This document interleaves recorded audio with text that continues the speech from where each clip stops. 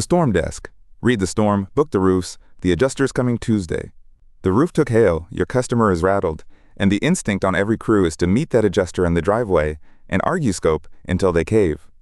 That instinct loses claims. By the end of this, you'll know how to prep a roof inspection so it walks in organized and walks out fair. Not by arguing harder, by documenting cleaner. Document, don't argue. The adjuster reaches the answer the evidence supports, so your job is to make the fair answer the easiest one to write down. Start by knowing what the visit actually is. An adjuster inspection is the carrier's fact-finding trip. Someone climbs, documents what they see, measures it, and writes an estimate tying damage to the policy. The adjuster decides three things at once. Is the damage real and current? Was it a covered peril, like a dated hail or wind event? And what does it cost to fix? Anybody can show damage. Tying it to the storm is where claims are won, so your packet answers that middle question. Then find out who is actually coming, because it changes your prep. A staff adjuster works for the carrier and often has authority to approve scope.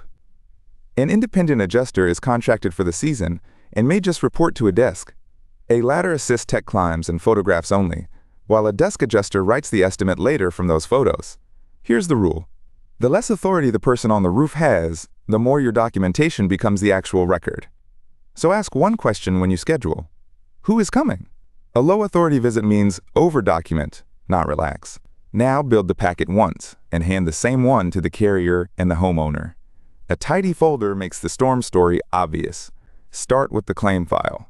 Claim number, policy number, declarations page, deductible.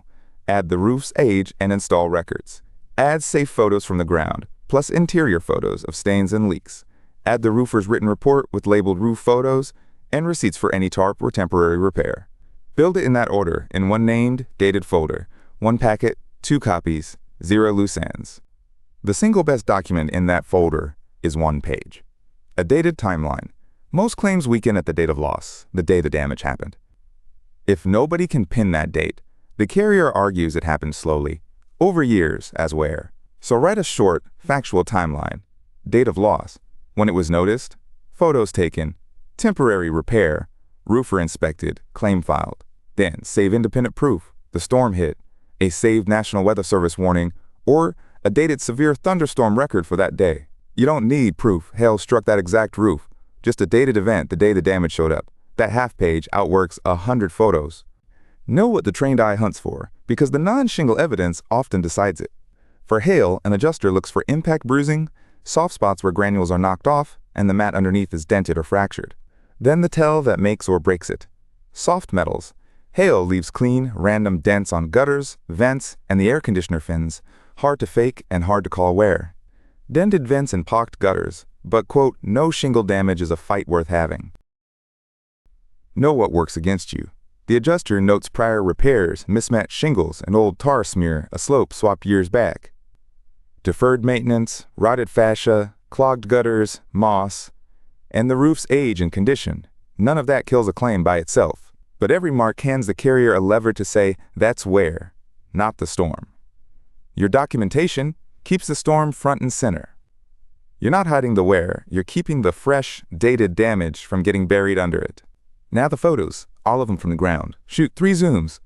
Wide, every side of the house, and the full roof line so the directional damage pattern reads. Medium, each damaged area so its spot is obvious. Close, only what you can frame safely from the ground or inside. Granules in the gutter, a dented downspout, a ceiling stain. Turn on the date and location stamp and never touch the originals. Filters, heavy crops, or circles drawn on your only copy can all read as tampering. Keep both the marked set and the clean set. Get a roofer on the roof before the adjuster, and at the visit if the carrier allows it. This is the move that levels the field. A licensed, insured roofer climbs with fall protection and writes a report with labeled photos. The homeowner never gets on the roof. Falls from roofs and ladders are a leading cause of construction deaths, and a homeowner has none of the gear. No photos worth a fall. Then 2 pros on the same roof, reading the same test square, settle most scope disagreements in real time, before anything turns into a fight. Here's the line, and it is not subtle. You document what you see and write a clear estimate. The claim itself is not yours to run. The insurer decides coverage under the policy. The homeowner owns the claim, and the deductible is theirs to pay. You don't negotiate it, you don't settle it, and you never touch that deductible.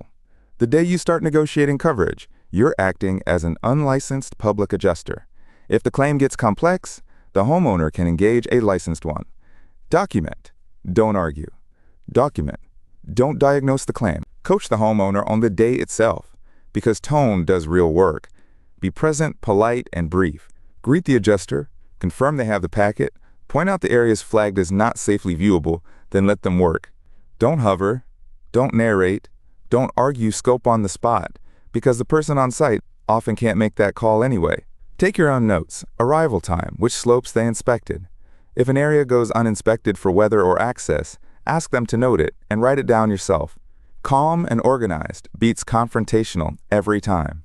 Understand the money before the visit, because it decides which documents matter. Replacement cost value, RCV, pays for a new roof of like kind, usually in 2 stages. A first check minus deductible and depreciation. Then the held back recoverable depreciation after the work is done and documented. Skip the paperwork and you forfeit that second check. Actual cash value, ACV, pays replacement cost minus depreciation, permanently, no second check. On an older roof, that gap is brutal, and carriers are increasingly flipping older roofs onto ACV, sometimes around 15 years. Pull the declarations page before the visit. Roof age drives so much of this.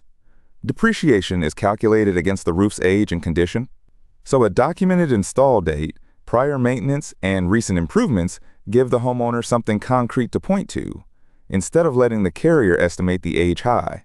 Roof age is a band, a range, not an exact date.